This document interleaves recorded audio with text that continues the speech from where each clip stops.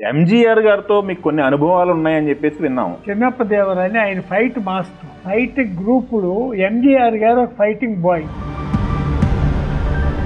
నేను దేవర ఫిలిమ్స్లో ప్రొడక్షన్ బాయ్గా పనిచేశాను. ఎంజీఆర్ గారు హీరో అయ్యాడు అదే దేవర ఫిలిమ్స్లో.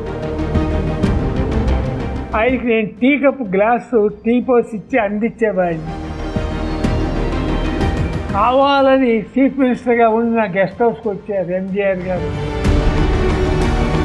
ఇది ఎవరిది గెస్ట్ హౌస్, నీదేనా అని ఆయన అడిగితే, కాదు ఇదిగో నా ప్రొడ్యూసర్ ఈయనండి అన్నాడు. నీ ఎంగే పాతాడా, నేను ఎక్కడో చూశాను రా అని అన్నారు తమిళ్.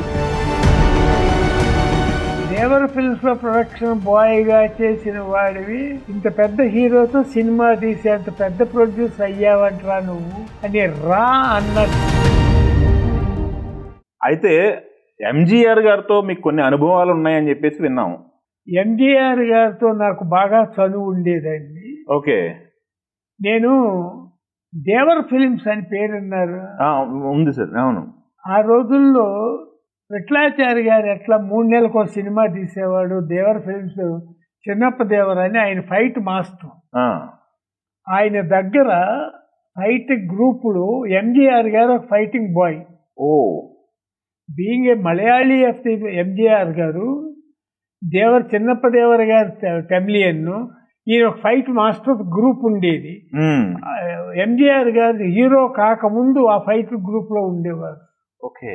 నేను అదే చిన్నప్ప దేవర గారి యొక్క దేవర ఫిలిమ్స్లో ఒక 1 month అనుకుంటా ప్రొడక్షన్ బాయ్గా పనిచేశాను. ఓకే. ఆ టైంలో ఎంజీఆర్ గారు హీరో అయ్యాడు అదే దేవర ఫిలిమ్స్లో. ఓకే. ఆయనకి నేను టీ కప్ గ్లాసు టీ పోసి ఇచ్చి అందించేవాడిని. ఓకే.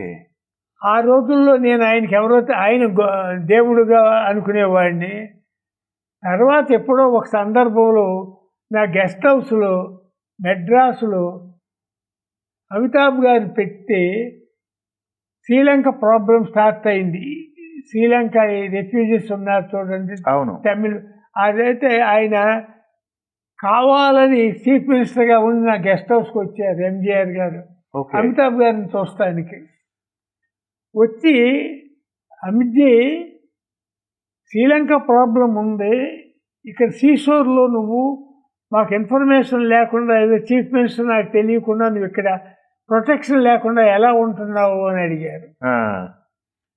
ఆ టైంలో ఇది ఎవరిది గెస్ట్ హౌస్, నీదేనా అని ఆయన అడిగితే, కాదు ఇదిగో నా ప్రొడ్యూసర్ ఈయనండి అన్నది. ఆయన తెల్లమోహం పెట్టి, నీ ఎంగే పాతాడా, నేను ఎక్కడో చూశాను రా అని అన్నారు తమిళ్.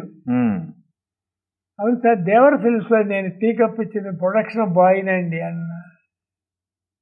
దేవర ఫిల్మ్స్లో ప్రొడక్షన్ బాయ్గా చేసిన వాడివి ఇంత పెద్ద హీరోతో సినిమా తీసేంత పెద్ద ప్రొడ్యూసర్ అయ్యావంటరా నువ్వు అని రా అన్నటువంటి మొదట వ్యక్తి నన్ను ఎంజీఆర్ గారు. డై అన్న మనిషి, ఈ గెస్ట్ హౌస్ నాకు ఇచ్చేసేయి అన్నారు. ఓకే. నేను తాళాలు తీసి, డోరుకొని తాళాలు తీసి, సంవత్సరానికి 1 రోజు నాకు ఇవ్వండి సార్ అన్న. ఏంటి ఆ రోజు అన్నారు. నా బర్త్డే సార్, ఆ రోజు 4 ఫ్రెండ్స్ని పిలుచుకుంటాను అన్న. ఆయన ఉదయం మీద చెయ్యేసి కొట్టి, నన్ను పిలవ్వా జోక్రా అంటే ఎందుకంటున్నానంటే, ఆయనకి అంత ఎక్కడో చూశాను రా నిన్ను అన్న గుర్తొచ్చింది ఆయనకి యాజ్ ఎ సీఎం అయినాక. అదే ఇది ఇట్లా పెద్దవాళ్ళ అందరితోనూ నేను చాలా చాలా సందర్భాలు పెంచుకోవటం, పరిచయాలు చేసుకోవటం. అంటే మీతో పనిచేసిన ఇంకొక సీఎం ఉన్నారు కదా, అది గుర్తు రాలేదా? జయలలిత మీ సినిమాలో గారితో నేను పనిచేశారు కదా.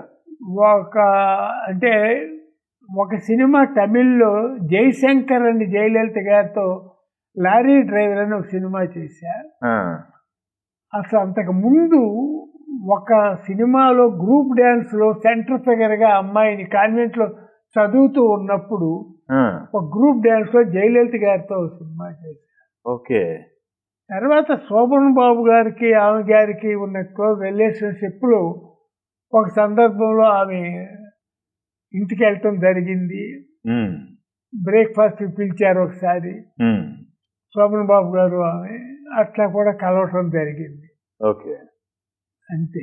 ఓకే ఇది అదే ఇందాక మీతో తమతో అన్నట్టుగా అదృష్టం కూడా కావాలి. ఇంతమంది పెద్దవాళ్ళతో మూవ్ అయ్యి సామాన్య మానవుడిగా నాకు ఈ అదృష్టం కలగటం భగవంతుడి యొక్క బ్లెస్సింగ్స్, నాకున్న పరిచయస్తులందరి యొక్క దీవెనలతోనే నేను ఇవాళ 90 సంవత్సరాలు దాటినా మీ ఛానల్ ముందు కూర్చొని ఈ విధంగా మాట్లాడగలుగుతున్నాను అంటే నాకు ఇది ఎంతో ఆనందం, ఎంతో తృప్తిని ఇచ్చింది వేణు గారు. సార్ ఇది ఎక్స్పెషల్గా నలుగురు చూసి మీ ఛానల్ ద్వారా నేను మళ్ళా 10 మందికి పరిచయం అవ్వటం అనేది కూడా చాలా గొప్ప అదృష్టంగా ఫీల్ అవుతున్నాను.